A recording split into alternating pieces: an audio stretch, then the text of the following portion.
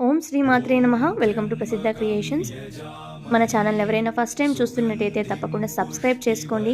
అలాగే పక్కనున్న బెల్ ఐకాన్ని క్లిక్ చేయండి. నా ఫర్దర్ నోటిఫికేషన్స్ వస్తాయి. లైక్, షేర్, కామెంట్ చేయండి. ఈ రోజు వీడియోలో త్రయంబకేశ్వరం జ్యోతిర్లింగం గురించి తెలుసుకుందాం. అసలు త్రయంబకేశ్వరంలో శివుడు ఎలా అవతరించాడో ఈ వీడియోలో తెలుసుకుందాం. ఇప్పటి మహారాష్ట్రలోని నాసిక్ సమీపంలో ఉన్న పవిత్ర క్షేత్రమే త్రయంబకం. ఇక్కడే గోదావరి నది జన్మస్థానం. పూర్వకాలంలో గౌతమ మహర్షి తన భార్య అహల్యాదేవితో కలిసి త్రయంబక అరణ్యంలో నివసించేవారు.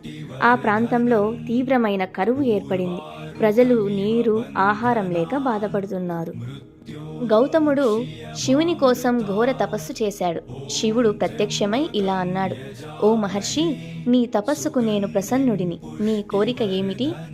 అప్పుడు గౌతముడు ఇలా అడిగాడు: ఈ ప్రాంతానికి ఎప్పటికీ నీరు ఉండేలా ఆశీర్వదించండి అని. శివుని అనుగ్రహంతో గంగాదేవి గోదావరిగా అవతరించింది. ఆ అరణ్యం సస్యశ్యామలమయ్యింది.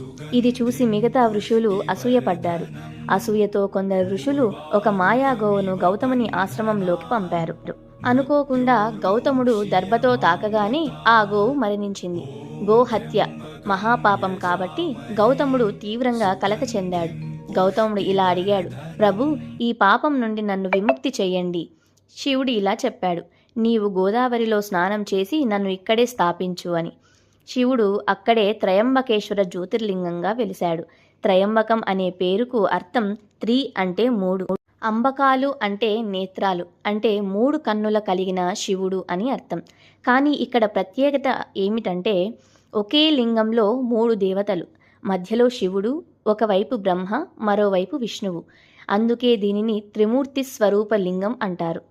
ఇక్కడ శివుడు ఇలా వరం ఇచ్చాడు: ఇక్కడ నన్ను దర్శించే వారికి పాపనాశనం, సంతానం, ఆరోగ్యం, మోక్షం కలుగుతాయి.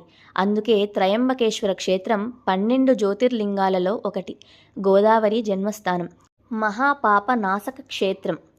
మహామృత్యుంజయ మంత్రం ఇక్కడ అత్యంత శక్తివంతం. నారాయణ నాగబలి, కాలసర్ప దోష నివారణకు ప్రసిద్ధి. శివుడు స్వయంగా నివసించే క్షేత్రం.